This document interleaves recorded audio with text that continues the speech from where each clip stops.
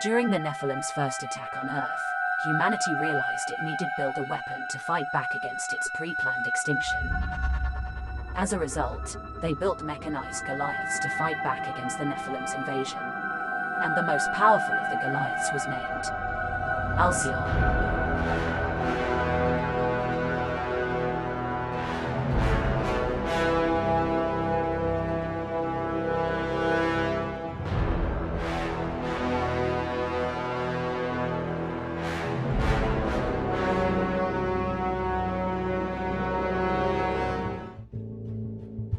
Welcome, dear viewer, to the first of many lore videos relating to the world of Madformus Bros Alcion.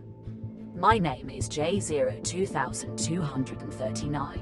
I shall be your host for these videos, providing you with all the declassified public records of the world of Alcion. Now, let's continue on with the video.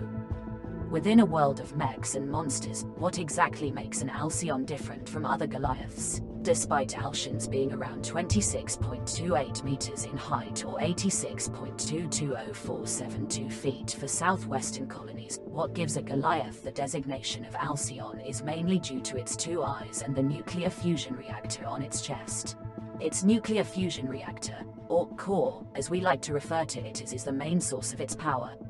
Alcion is the only Goliath of its kind to be powered by a nuclear fusion reactor. There have been attempts on making other types of Goliaths powered by fusion reactors, but none of them were as safe or stable as the Alcion platform. The development of the Alicion program was a collaboration between three companies. The frame and engineering were provided by Heraphilis Robotics, armor and weapons systems by Kurosopis Industries, and the core was developed by government-run energy company Acormian Energy.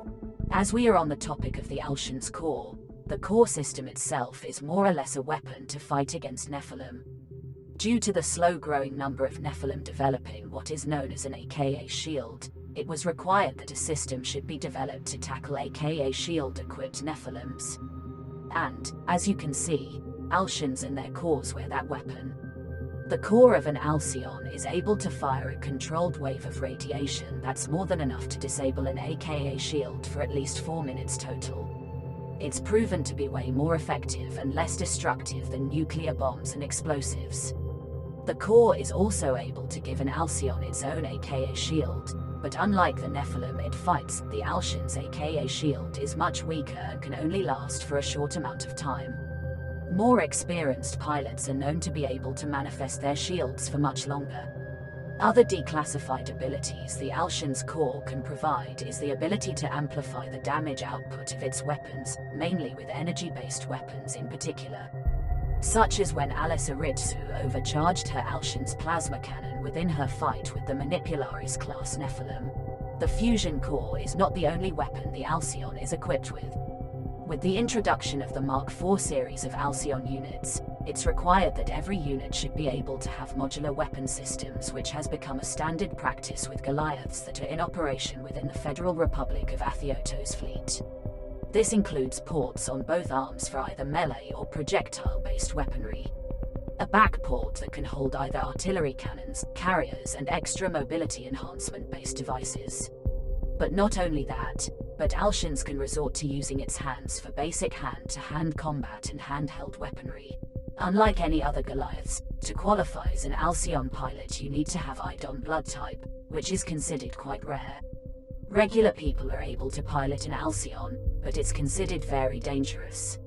As a matter of fact, non-Idon blood pilots will experience cellular deterioration, which will lead to a slow and agonizing death. Studies have shown that people born with Idon blood type are not affected by the peculiar radiation the Alcion's Horus pod emits.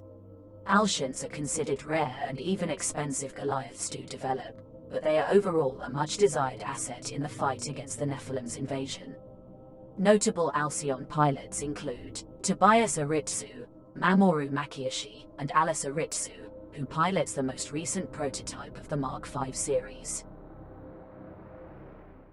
We hope you enjoyed the video. Like and subscribe to support the Alcion channel and its chapters. Expect to see more lore videos in the future.